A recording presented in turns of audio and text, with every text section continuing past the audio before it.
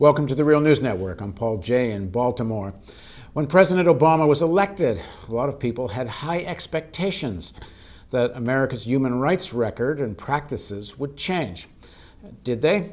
And how much difference is there between the Democratic Party in power and the Republicans when it comes to human rights? Now joining us to discuss all of this is Michael Ratner. He's the President Emeritus of the Center for Constitutional Rights in New York and Chair of the European Center for Constitutional and Human Rights in Berlin. Thanks for joining us, Michael. Good to be with you, Paul. And I should mention, Michael's on the board of the Real News Network. So what do you make of this question? You've been a very harsh critic of President Obama's human rights record. Tell us a bit about why, and then do you think there's any difference between the two parties when it comes to human rights? I remain a harsh critic of President Obama and the Obama administration on fundamental issues of human rights. I was a likewise critic, obviously, of the Bush administration. I think there's no significant difference between the two.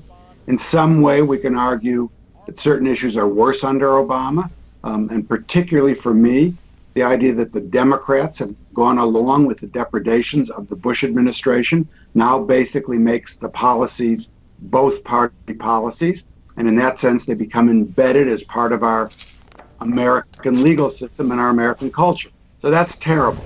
If we look at the one that I was most concerned by, which the Center for Constitutional Rights began, it's the Guantanamo cases.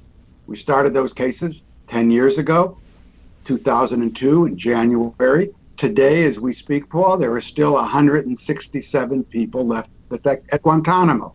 I would say 168, except that last week, someone died at Guantanamo, a man named Abdul Latif.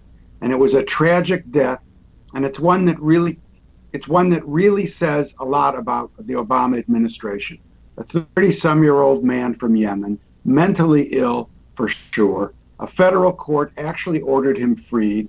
The Obama administration appealed that order. The appeals court, which is terrible, reversed the court. He remained in Guantanamo. Even the task force of the Obama administration said he should be freed. He was not freed, and now he's dead. Yesterday was 168 people in Guantanamo.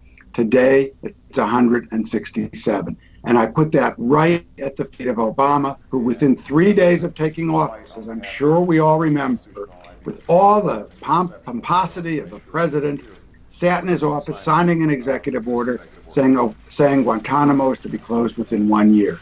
Here we are 4 years later. Not only is it not closed, but even people never charged with a crime, kept there indefinitely, are still there, and right. It's 168 people. So President Obama's defenders would say that at least he ended torture and he ended some of this extraordinary rendition and secret prison system around the world. I mean, is that true? And is that and they, people would say the Republicans probably wouldn't have done that. Torture was pretty much over in the most dramatic way within a couple of years before Obama was elected. There was no more waterboarding, at least that we know of. Some of the worst forms of the Rumsfeld techniques were finished. There still may be some of that going on that we're just not aware of. Where Obama failed on that, where he really failed, is essentially in giving the torturers a free pass. And just a couple of weeks ago, the administration gave a free pass to some of the worst possible tortures, the murders of two people, and gave the CIA people a free pass on that. Now let's look at what Obama did there. He first forgave the CIA for everything, from waterboarding and everything, saying, look, that was within the guidelines, even though they were illegal guidelines, that was within the guidelines of the Justice Department, et cetera. Then he said, well, I'm going to appoint a special prosecutor, and we're going to investigate people who went beyond the guidelines. And then what did we get last week on a 3-year investigation was a dismissal of even those cases. Now, if you look at it from a non-legal point of view, what was going on was totally political. He appointed the prosecutor to sort of make it look like he's doing something. And then just before the election, because he doesn't want to make people angry that he's looking at the CIA, he dumps those cases. So he then looks good on, quote, national security. So I don't consider what he's done on torture to be incredibly good. In fact, what he's done is give a green light to torture in the future. Because in my view, by not holding people accountable for torture in the past, which is the way it happens, for torture, you're essentially saying if we need to do it again, quote, need to do it, it's not illegal, we can do it again. So on torture, yes, he issued an order saying we're not going to torture in the same way as we did before.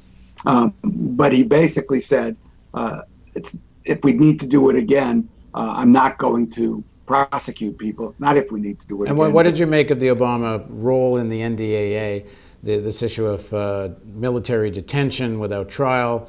At the very end, when he signed it, he apparently added something to it, I think, that he wouldn't include American citizens. But the basic law passed, which does include American citizens, if I have it correctly. Do I?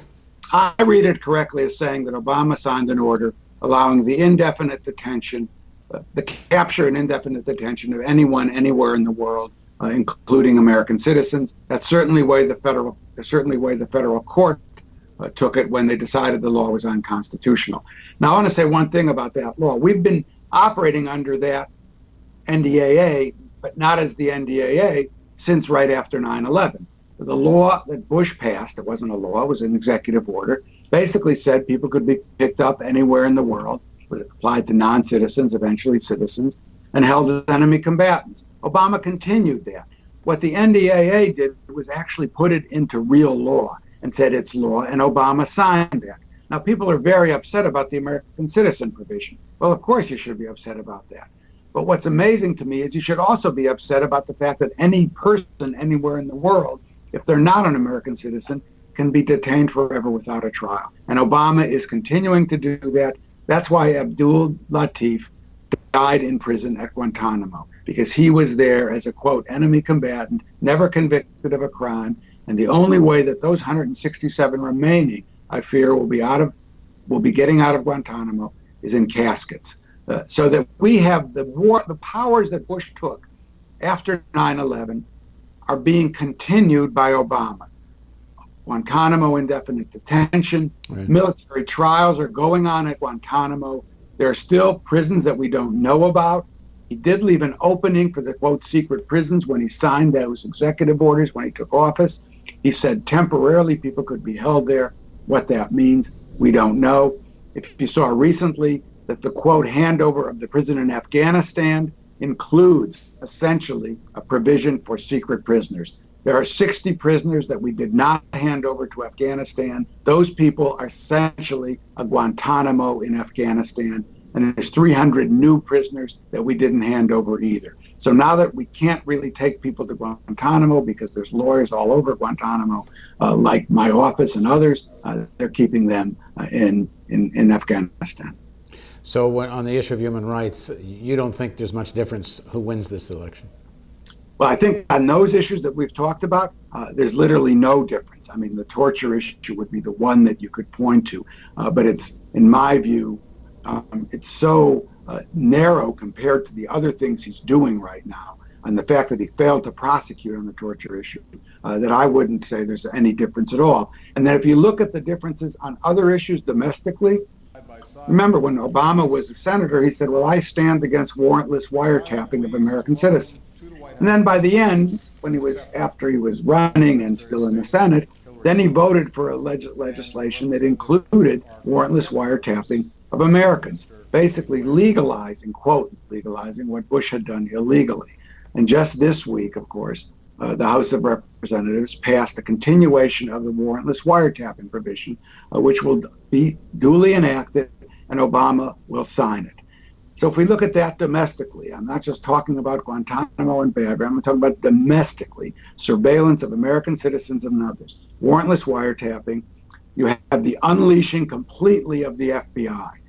The guidelines that keep the FBI under control, that prevent them from infiltrating groups, etc., were completely eviscerated, first by Ashcroft, the first Attorney General under Bush, then by Mukasey, the final Attorney General, and those guidelines have been kept in place by Obama. So the FBI now has free reign to infiltrate groups, to stand across from your house, Paul, or your office, see who goes in and out, to go into mosques, which they've done all over the country.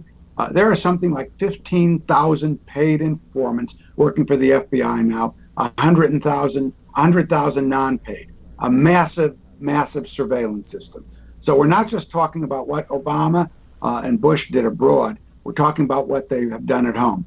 And I could go on and on when we talk about demonstration policing, which I know you've covered in the Canadian context and you've covered with me in the American context.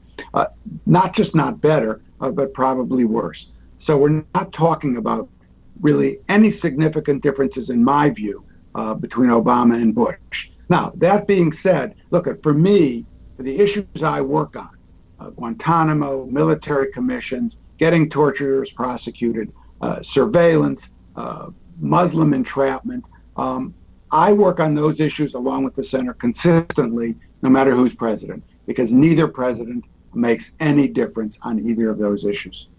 All right, thanks very much for joining us, Michael. Thank you, Paul. And thank you for joining us on the Real News Network.